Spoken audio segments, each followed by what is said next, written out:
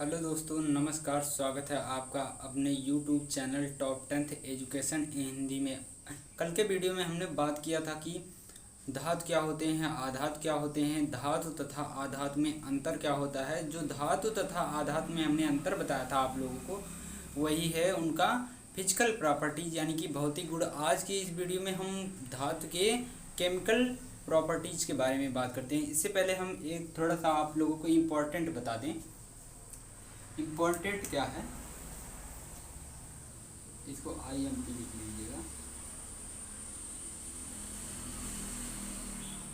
Important ये है, अगर आपसे कोई पूछ लेता है total number of element, total number of metal in periodic table, यानी कि आवर्त सारणी में कुल धातुओं की संख्या कितनी है, तो आप क्या बताएंगे?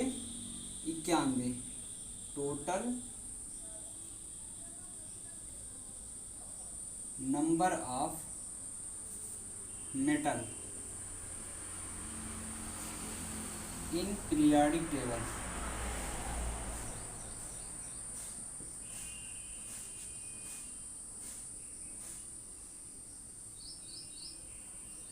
कितनी है? 91 है। अगर आपसे कोई पूछ लेता है कि कुल आधातुओं की संख्या कितनी है, तो क्या बताएंगे? कुल आधातुओं की संख्या।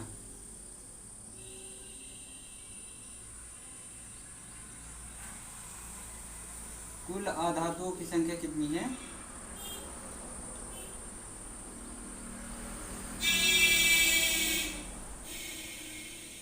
20। और एक है प्रतिशत मात्रा। अगर पूछ ले धातुओं की आवर्त सारणी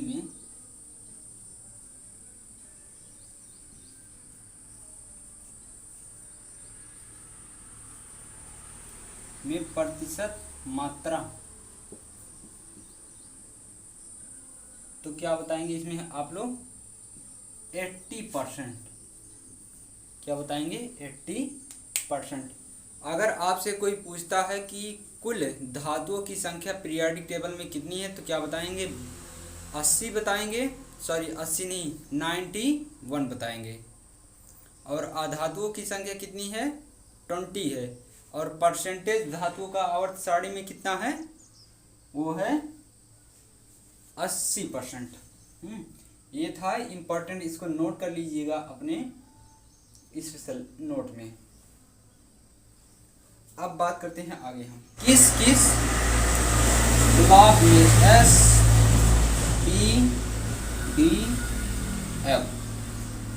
किस किस ब्लॉक में आपके जो है मेटल पाए जाते हैं। तो इस ब्लॉक में पूरे के पूरे क्या पाए जाते हैं? मेटल पाए जाते हैं। मेटल यानी कि धातुएं पाई जाती हैं। और P में तीनों धातु, जिसे कहते हैं मेटल, आधातु, नॉन मेटल, सब मेटल, उपधातु। उपधातु यानी कि 13 से जो 12 तक है, 13 से 16 तक, 13 से 16 तक की क्या है? 13 से 16 तक धातु, आधातु, उपधातु पाए जाते हैं। और 1 से 2 तक क्या है? सब के सब मेटल है। और D में 3 से 12 मेटल है। 3 से 12 क्या है? मेटल है। और बचता है F। F में क्या है? F में भी क्या है? मेटल है, क्योंकि ये D से ही तो निकला है। जब D में सब मेटल, तो F में भी क्या है? All metal. ऑल क्या है? मेटल। और अगर आपसे एक क्वेश्चन और पूछ ले कि पीरियोडिक टेबल का ऐसा आवर्त बताइए जिसमें कि सभी आधातु पाई जाती है, बताइए आप लोग। पीरियोडिक टेबल में ऐसा कौन सा आवर्त है जिसमें कि सभी आधातुएं पाई जाती हैं? चलिए ठीक है दोस्तों, मैं बता देता हूँ। पहला आवर्त जो है, पहला आवर्त फर्स्ट पीरियड, पहले आवर्त में क्या है, सभी की सभी क्या पाई जाती हैं, आधातु। ही हाइड्रोजन है और हीलियम, दोनों की कैसे हैं, आधातु हैं। यही एक क्वेश्चन बहुत शानदार क्वेश्चन है दोस्तों। अगर पूछ लेता है ऐसा कौन सा आवर्त है जिसमें केवल आधातुएं पाई जाती हैं, तो क्या है, पहला आवर्त, नहीं तो और किसी में नहीं पाई, ऐसा नहीं कंडीशन बनता है। तो आइए बात करते हैं हम आगे। हम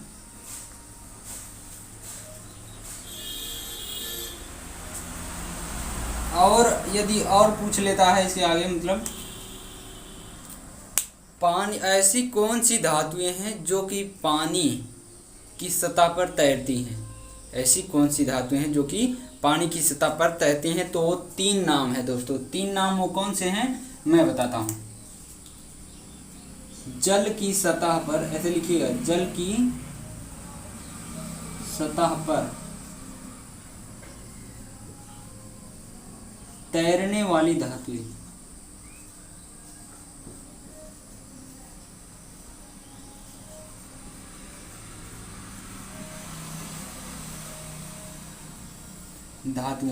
कौन कौन सी हैं, लिथियम है, सोडियम है, पोटेशियम है।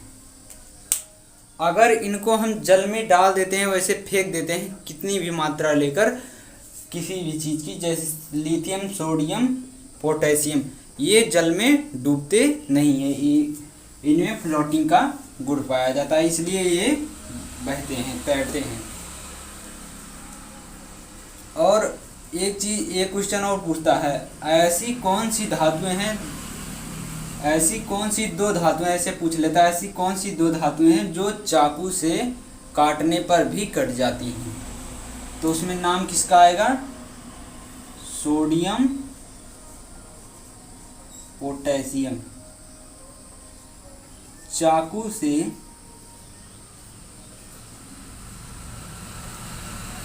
काटने पर कट जाती हैं।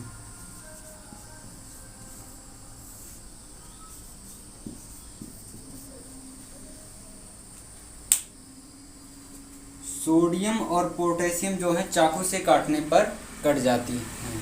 तो दिख रहा होगा आप लोगों को, सोडियम और पोटेशियम जो है चाकू से काटने पर कट जाती हैं। ये सब जितने भी क्वेश्चन हैं बहुत ही शानदार क्वेश्चन, मैंने आप लोगों को बताया कि total number of metal in periodic table कितना है, 91 है। Total number of non metal in periodic table कितना है, 20 है। और total percentage of periodic table, total percentage of metal in periodic table, तो वो कितना है, 80%। और किस किस कोष में, SPDF जो आपके कोष हैं उसमें किसमें धातु पाई जाती है, किसमें आधातु। तो S, D और F में तीनों धातुएं से फुल हैं। और P में धातु, आधातु, उपधातु दोनों हैं। और हमने बात किया जल की सतह पर तैरने वाली धातुएं कौन सी हैं। जल की सतह पर तैरने वाली धातुएं लिथियम, सोडियम, पोटेशियम है दोस्तों। और कौन सी धातुएं हैं जो चाकू से काटने पर कट जाती हैं, सोडियम, पोटेशियम जो है चाकू से काटने पर कट जाती है। अगर आपसे ऐसा पूछ लिया जाता है, सोडियम और पोटेशियम को तेल में, केरोसिन के तेल में क्यों रखा जाता है, ये भी क्वेश्चन पूछ लिया जाता है, कौन सी धातुएं हैं जिनको केरोसिन के तेल में रखा जाता है। तो वो 2 ही नाम होंगे दोस्तों, कौन से नाम, सोडियम और पोटेशियम, क्योंकि ये हाईली रिएक्टिव होती हैं, बहुत ही उच्च क्रियाशील होती हैं। जैसे ही वायु इन पे आएगा तुरंत क्रिया करके ये बर्निंग होने लगती हैं, अर्थात जलने लगती हैं। तो जिनको स्क्रीनशॉट लेना हो ले सकते हैं।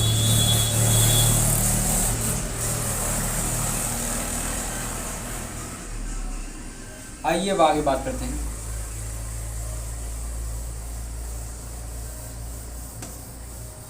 आप हमारे चैनल के साथ जुड़े रहिए दोस्तों, आपको कंप्लीट कोर्स मिलेगा, वो भी शानदार मटेरियल के साथ।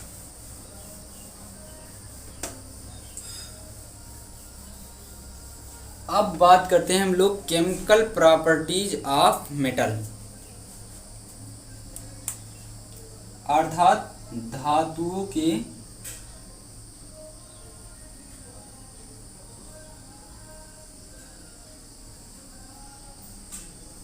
रासायनिक गुण।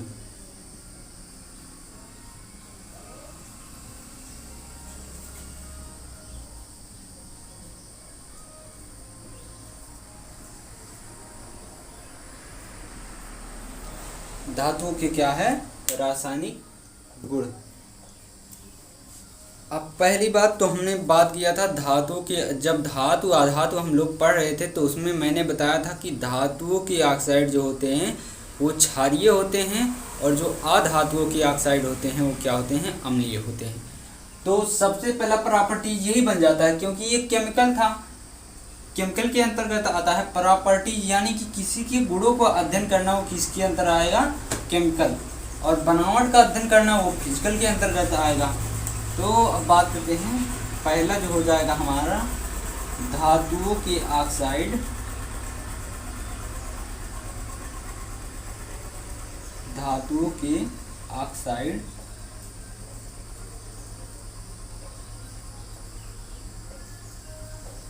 क्षारीय होते हैं।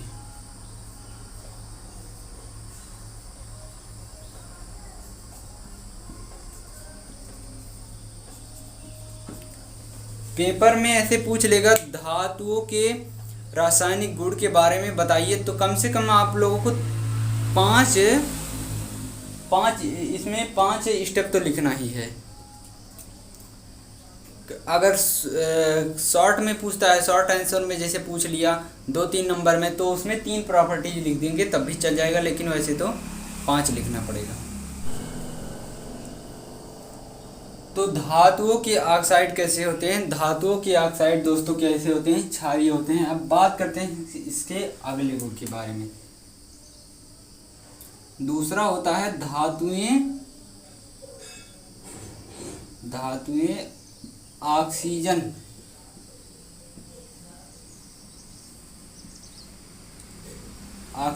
से क्रिया करके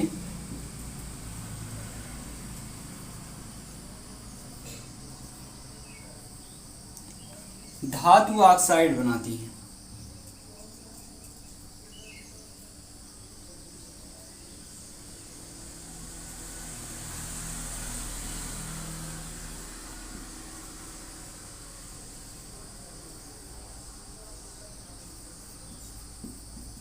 धातुएं ऑक्सीजन से क्रिया करके क्या बनाती है? धातु ऑक्साइड। तो इसमें अब एक हम उदाहरण ले लेते हैं।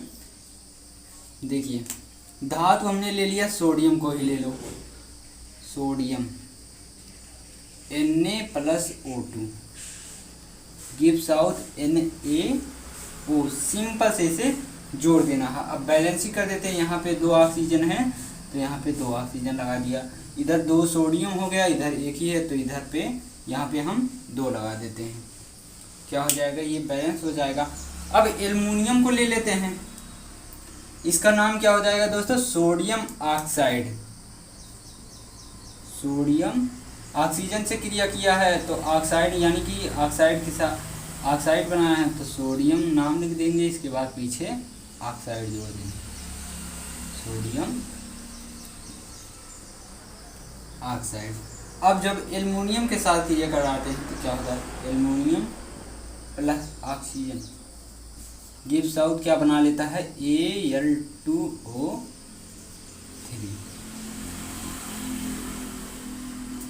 Al2O3 एलुमिना बनाता है।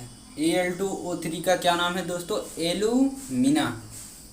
तो एल्युमिनियम, अब देखिए यहाँ पे 3 ऑक्सीजन है, 3 ऑक्सीजन इधर है, जबकि इधर क्या है?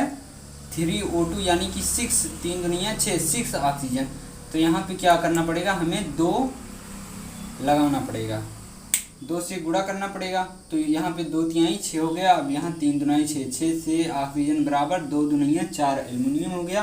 और यहाँ पे लगा देते हम 4, क्या हो गया? 4 एल्युमिनियम अब बराबर हो गया। इसे क्या कहते हैं? एलुमिना।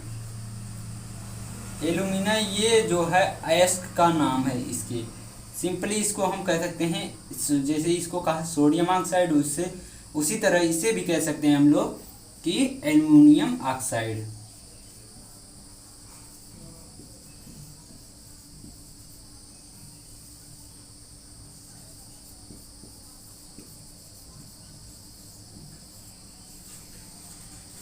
Aluminium oxide. अयस्क में पूछा जाता है एल्यूमिना किसका अयस्क है, तो आप लोग क्या बताएंगे? एल्यूमिना जो है वो एल्युमिनियम का अयस्क है। इसका सूत्र क्या होता है? Al2O3। जिनको स्क्रीनशॉट लेना हो ले सकते हैं। इसके बाद आगे हम बात करेंगे, इसके आगे बात करते हैं हम। दो तो हो गया।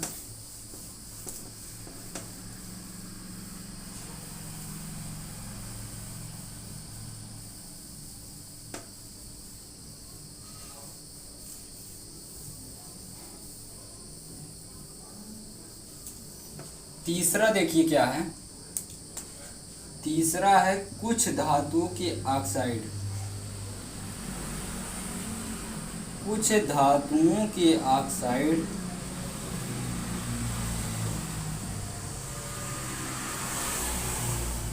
ऑक्साइड क्या है? उभयधर्मी होते हैं।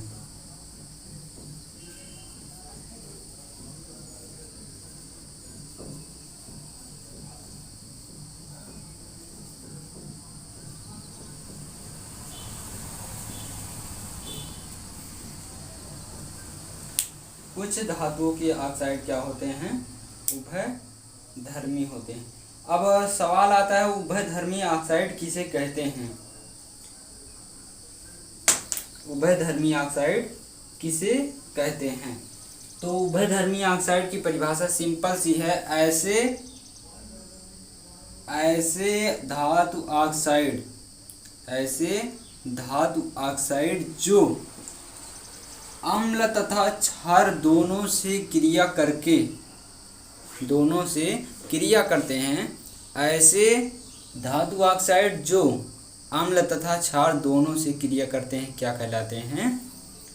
उभयधर्मी ऑक्साइड। सिंपल सी परिभाषा है। उभयधर्मी का मतलब होता है दो चीज़ों से क्रिया करना, यानी कि दोनों गुणों को, जैसे धातु है जो क्षारीय ऑक्साइड बनाता है और अधातु है वो अम्लीय ऑक्साइड बनाता है।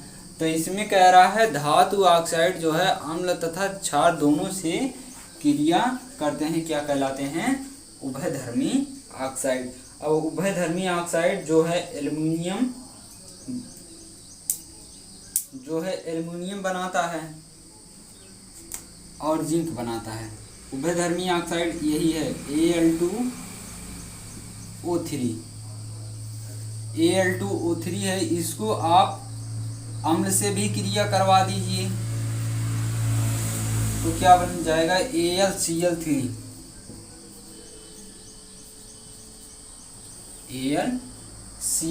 और निकल जाएगा H2O। और इसको आप क्षार से क्रिया करवा दीजिए दोस्तों, NaOH।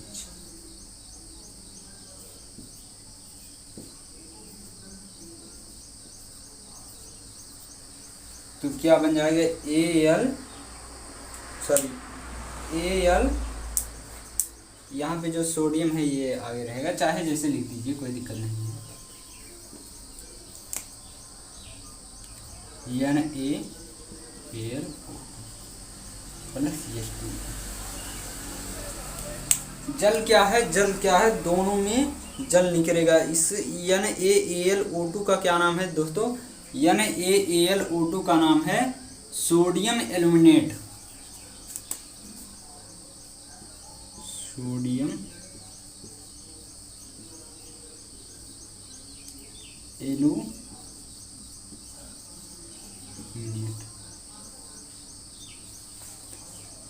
अब ये ज़्यादातर आपको अयस्क में मिलेगा। बहुत क्वेश्चन ये पूछा जाता है कि सोडियम एल्युमिनेट किसका अयस्क है? तो सोडियम एल्युमिनेट किसका अयस्क है? एल्युमिनियम का है। और अगर एल्युमिनियम ऑप्शन में नहीं है तो आप सोडियम भी लगा सकते हैं, इसमें कोई दिक्कत नहीं होगा आपको। और इसके बाद ये हो गया। और ZnO है, जिंक ऑक्साइड, जिसे हम जिंकाइड भी कहते हैं, जिंकाइड। ये भी क्या है, सेम प्रोसेस ये भी दिखाएगा। यहाँ पे एल्यूमिना यानी कि Al2O3 के स्थान पे जब ZnO रखेंगे सेम क्रिया होगी और ये क्या बना लेगा, ZnCl3 ये भी बनाएगा यहाँ पे, और ZnNaO2 ये भी बनाएगा। इसके बाद सेम जल सब में निकलेगा। और इसको देखिए, इसमें क्या क्वेश्चन, मस्त क्वेश्चन जो पूछा जाता है क्या है, ZnO किसका अयस्क है, इसका क्या नाम है। कुछ लोग बता देते हैं जिंक ऑक्साइड। जिंक ऑक्साइड क्या है, रासायनिक नाम है। जब अयस्क का नाम पूछा जाता है तो उसका दूसरा नाम होता है। जैसे यहाँ पे देखिए सोडियम एल्युमिनियम ऑक्साइड है, लेकिन इसका अयस्क में इसका क्या नाम मिलेगा, सोडियम एल्युमिनियम ऑक्साइड नहीं मिलेगा आपको, सोडियम एल्यूमिनेट मिलेगा। नहीं तो ढूंढते रह जाएंगे, मिलेगा ही नहीं। ZnO अर्थात जिंकाइड, इसको याद रखना। ZnO को क्या कहते हैं, जिंकाइड कहा जाता है। ये जिनको स्क्रीनशॉट लेना हो ले सकते हैं। ये तीसरी प्रॉपर्टीज है। चौथा देखिए, चौथा मैं यही नीचे बता दे रहा हूँ, जगह है। चौथा जो है, अधिकांश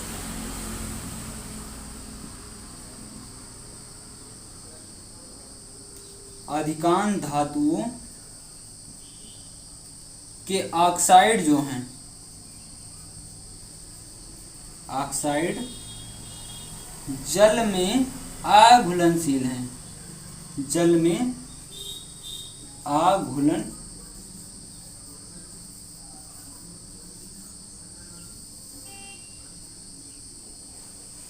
जल में क्या है, अघुलनशील। यहाँ पे लिखा गया है, मैं यहाँ पे लिख देता हूँ।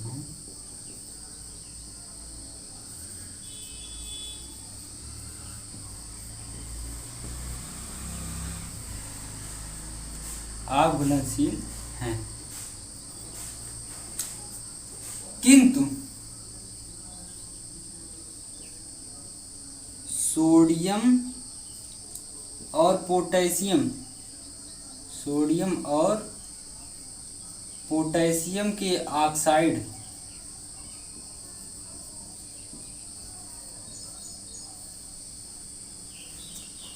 जल के साथ क्रिया करके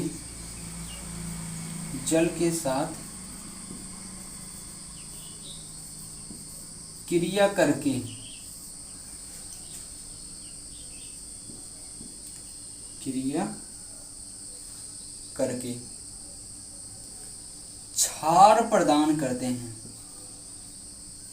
क्षार प्रदान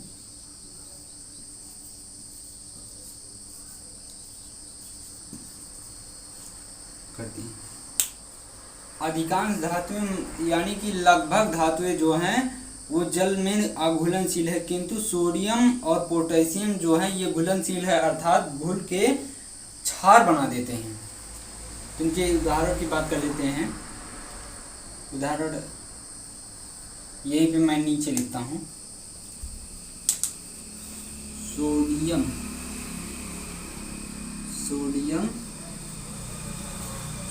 सोडियम की ऑक्साइड है, सॉरी Na2O प्लस,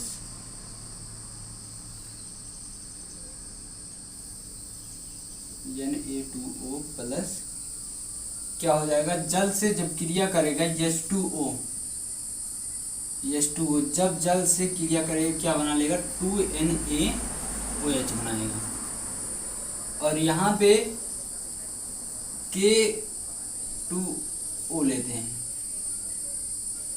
K2O जब लेंगे इसकी जल से क्रिया करवाएंगे तो क्या बना लेगा दोस्तों, KOH, 2KOH।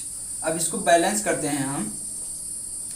देखिए दो सोडियम है, दो ऑक्सीजन है, लेकिन दो ऑक्सीजन नहीं, सॉरी दो ऑक्सीजन भी है। यहाँ पे एक ऑक्सीजन यहाँ पे है, और हाइड्रोजन दो हाइड्रोजन, सब कुछ बैलेंस है। यहाँ पे दो पोटेशियम, यहाँ पे भी दो पोटेशियम, एक ऑक्सीजन यहाँ, एक ऑक्सीजन यहाँ, दो हो गए। तो यहाँ पे भी दो ऑक्सीजन, और हाइड्रोजन 2 हो गए, यहाँ पे भी हाइड्रोजन 2। अब इतना हो गया, इसमें 4 प्रॉपर्टीज हमने बता दिया। हमने पहला बताया कि जो है धातुओं के ऑक्साइड कैसे होते हैं, धातुओं के ऑक्साइड क्षारीय होते हैं, और ये उभयधर्मी ऑक्साइड भी कहलाते हैं। उभयधर्मी ऑक्साइड का हमने बताया ऐसे धातु ऑक्साइड जो अम्ल तथा क्षार दोनों के साथ क्रिया करते हैं क्या कहलाते हैं, उभयधर्मी ऑक्साइड कहलाते हैं। उभयधर्मी ऑक्साइड में हमने बताया कि जैसे एल्युमिनियम हो गया, एल्युमिनियम का अयस्क एल्युमिना जो है वो उभयधर्मी ऑक्साइड को दर्शाता है। जड़ियन ओ है, ये जिंकाइट है, ये भी उभयधर्मी ऑक्साइड को दर्शाता है। अब चौथा हमने बताया अधिकांश धातुएं जो होती हैं,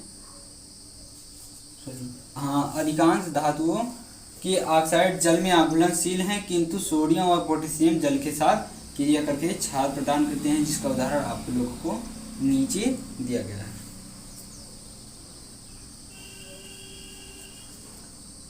और एक हमने और बताया था धातु ऑक्सीजन के साथ क्रिया करके धातु ऑक्साइड बनाते हैं। अब बात करते हैं इसके आगे देखिए क्या है, ये 4 प्रॉपर्टीज हमने आप लोगों को बता दी।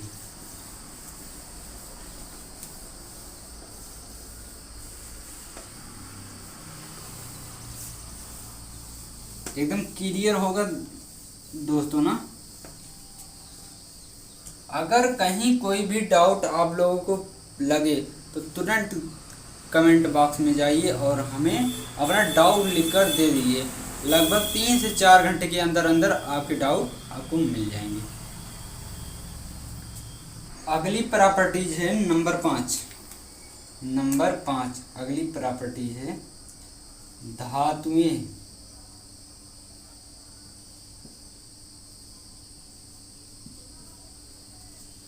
जल के साथ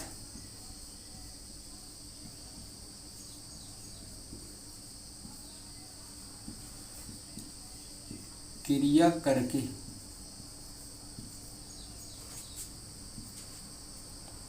धातु ऑक्साइड तथा H2 गैस बनाती हैं।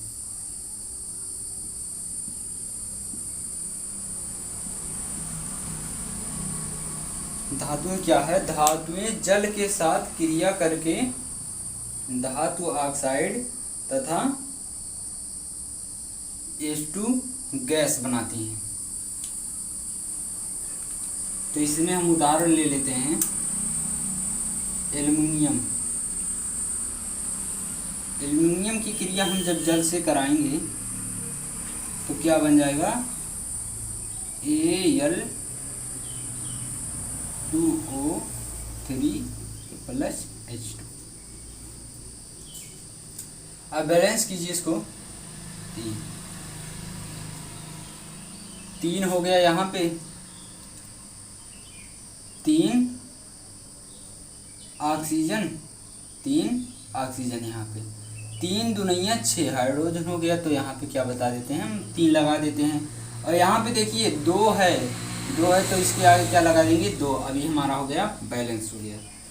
तो धातु जल के साथ जब क्रिया करेगा तो क्या बनाएगा, धातु ऑक्साइड बनाएगा और हाइड्रोजन गैस।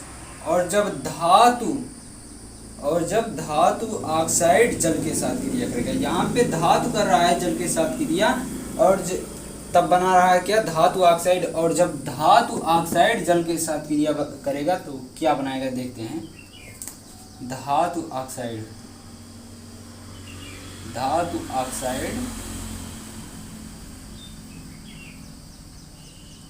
प्लस जल। धातु ऑक्साइड की जब जल के साथ क्रिया होती है तो क्या बनता है, धातु हाइड्रोक्साइड यानी कि क्षार बनता है। हाइड्रोक्साइड इसी को कहा जाता है।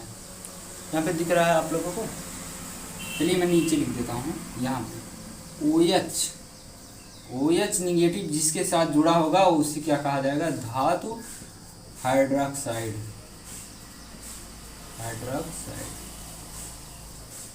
यहाँ पे हाइड्रोक्साइड लिखा गया है। धातु ऑक्साइड प्लस जल, बराबर धात हाइड्रोक्साइड।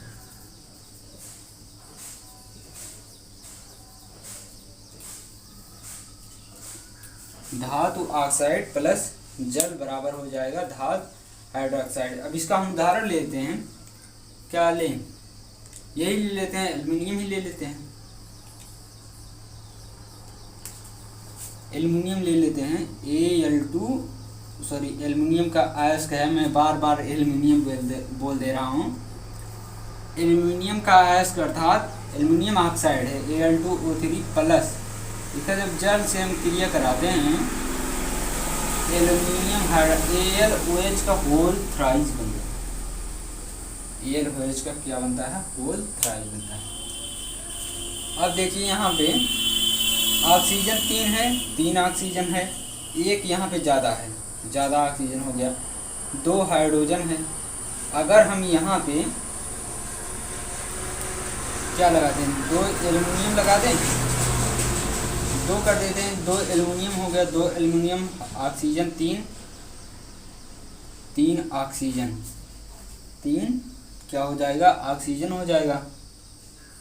एक यहाँ पे बढ़ रहा है तो क्या करते हैं, यहाँ पे हम 2 लगा देते हैं, 2 दूनिया 4 हाइड्रोजन, 2 दूनिया 4 हाइड्रोजन हो गया, तब भी गड़बड़ है, 4 हाइड्रोजन, यहाँ पे 6 हाइड्रोजन हो जा रहा है ना। अगर हम 3 लगा देते हैं, 3 ऑक्सीजन हो गया।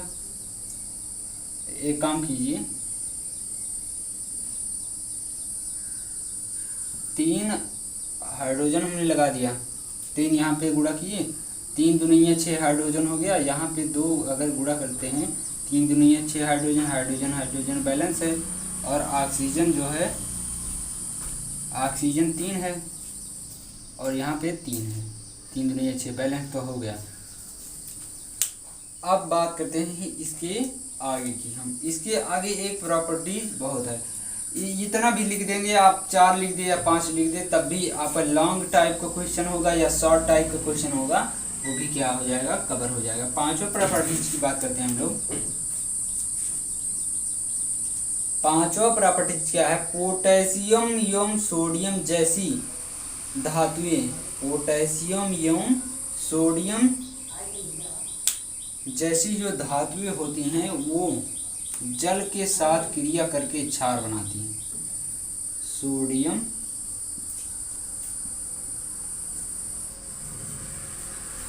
और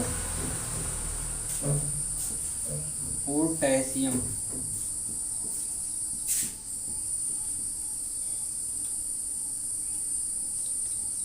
जैसी धातुएं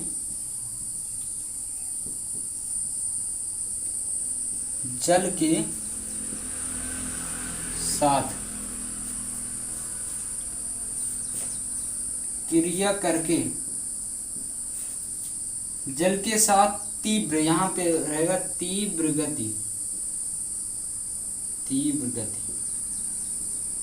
तीव्र गति से क्रिया करके क्षार बनाती हैं। ये क्रिया इतनी तेज होगी कि क्षणिक होगी, समझ लीजिए आप लोगों को, आप पलक झपकाए तुरंत क्या है, क्षार निर्मित। इसमें ऊष्मा का उत्सर्जन होता है।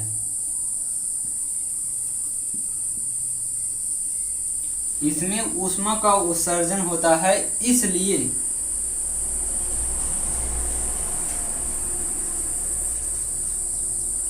ये अभिक्रिया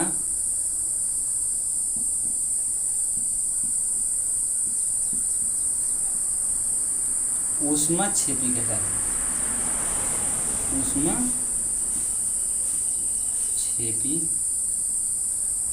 होती है।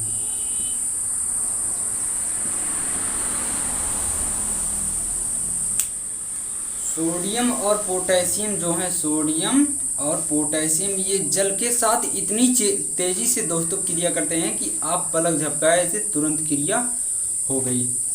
अब इसमें जो है ऊष्मा का उत्सर्जन होता है, इसलिए ऊष्मक्षेपी कहते हैं। अभी मैं बताता हूँ ऊष्मक्षेपी क्या होता है। उदाहरण ले लेते हैं हम। उदाहरण यहीं पे लिख लेते हैं, ये नीचे 2K। और हाँ, जब भी सोडियम और पोटेशियम किसी से क्रिया करते हैं क्षार बनाने के लिए, तो किस अवस्था में जाते हैं? सॉलिड स्टेट में जाते हैं दोस्तों। सॉलिड स्टेट में जाएंगे और करेंगे क्रिया किससे? जल से। जल जो है आपका क्या होगा? लिक्विड स्टेट में होगा। और जब क्रिया करेंगे तो क्या बनाएंगे? KOH, 2KOH। ये कैसा होगा दोस्तों? एक्वस होगा। एक्वस मीन्स जलीय विलयन होगा। इसको, इस उदाहरण को आप तीव्र अभिक्रिया के अंतर्गत भी लिख सकते हैं। तीव्र अभिक्रिया, मंद अभिक्रिया, ये सब जो है इंटर में है रासायनिक बलगति में।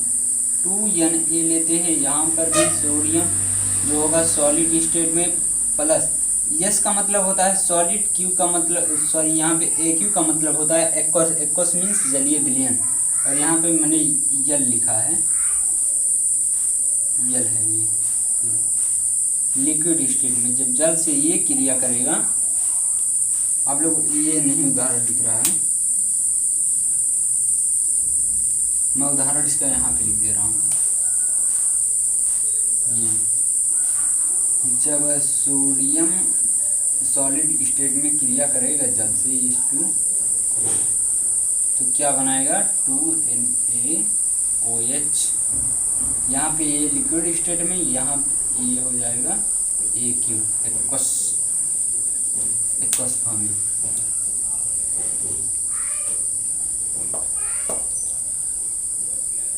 कुछ है नहीं इसमें बहुत ज़्यादा।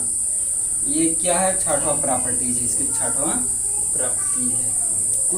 कुछ है नहीं। एक बार पढ़िएगा, फिर नहीं समझ में आएगा, फिर एक बार और पढ़ लीजिएगा, और नहीं समझ में आता है तो आप हमें कमेंट में करके बताइएगा क्यों नहीं समझ में आ रहा है, तो हम आपको बताएंगे जिसे आपको समझ में आ जाए। हमारा काम यह है कि हम चाहे थोड़ा ही पढ़ाएं, चाहे 10 मिनट ही आप लोगों को पढ़ाएं, लेकिन जो हम पढ़ा रहे हैं आप लोगों को समझ में आना चाहिएगा। और कंटेंट जो है, कंटेंट दोस्तों एकदम सॉलिड है। ये सब कोई नहीं बताता है कि पीरियोडिक टेबल में धातु अधातु में कक्षा 10 में कोई नहीं बताएगा कि पीरियोडिक टेबल में कितने % धातुएं पाई जाती हैं, कितनी अधातुएं, कितनी धातुएं पाई जाती हैं, कौन सी आवर्त में नहीं पाई जाती हैं, कौन सी आवर्त में पाई जाती हैं, ये सब कोई बताता नहीं है। हमने भी बहुत पढ़ी है कोचिंग वोचिंग।